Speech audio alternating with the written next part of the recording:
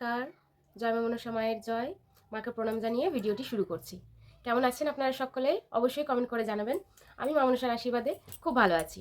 আজ মায়ের সম্পর্কে কিছু কথা আপনাদের জানাতে এসেছি, কিছু গল্প আপনাদের সাথে করতে এসেছি। আর আমি যে কথাগুলো মায়ের সম্পর্কে আপনাদেরকে জানাবো, সেগুলো কম বেশি অনেকেই আপনারা জানেন। তো চলুন শুরু করা যাক। ভালো লাগলে অবশ্যই আমার পাশে থাকবেন। জয় মা মনসা মায়ের জয়।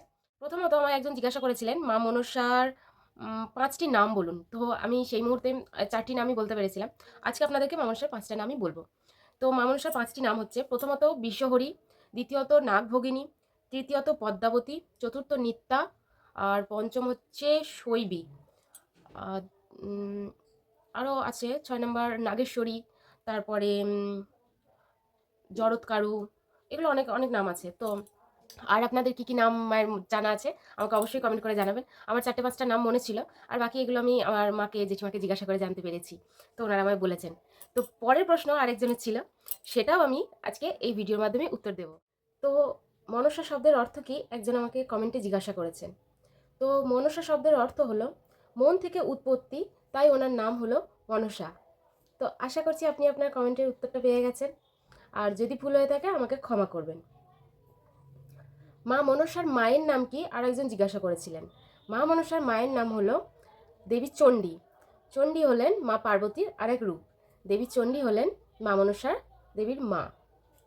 আরও একজন কমেন্ট করেছিলেন আমাকে যে মা মনসার বাহনের নাম কি? তো মা মনসা দেবীর বাহন হলেন, আমরা জানি, হাঁস। আর দ্বিতীয়ত তিনি তো সর্পের দেবী। তো উনি সাপের উপরেও থাকেন, আমি দেখেছি। তো সর্প।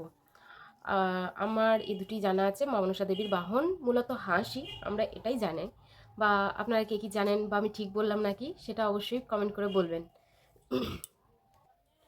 আমাকে আরও একটি কোয়েশ্চেন করা হয়েছিল যে মা মনসা দেবীর পিতা কে? মা মনসা দেবীর পিতা হলেন শিব, অর্থাৎ মহাদেব। মানুষ কন্যা হিসেবে শিবেরই কন্যা তিনি।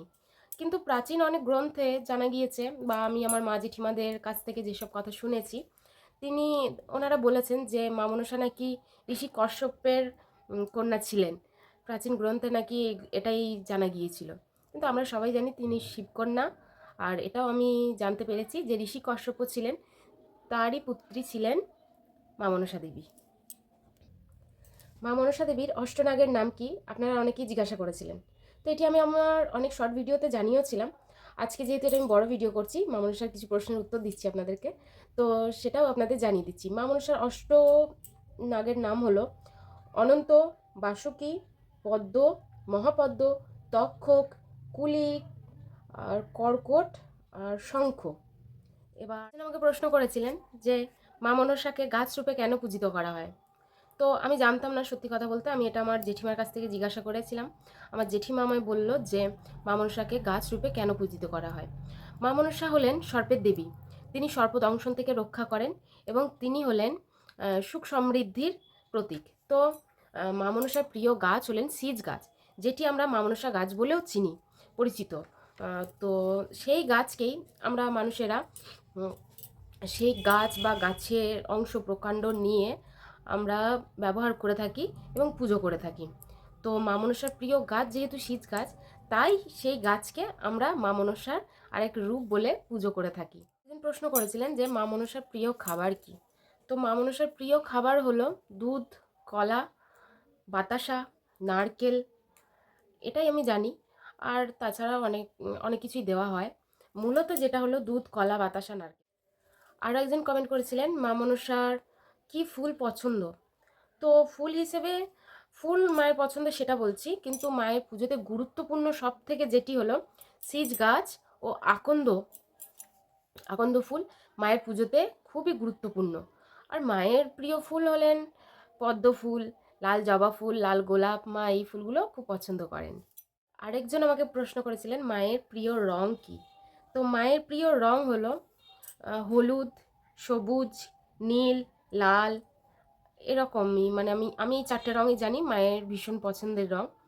তো আপনাদের যদি জানা থাকে মায়ের আর কি কি রং পছন্দ, তো সেগুলো অবশ্যই কমেন্ট করে আমাকে জানাবেন।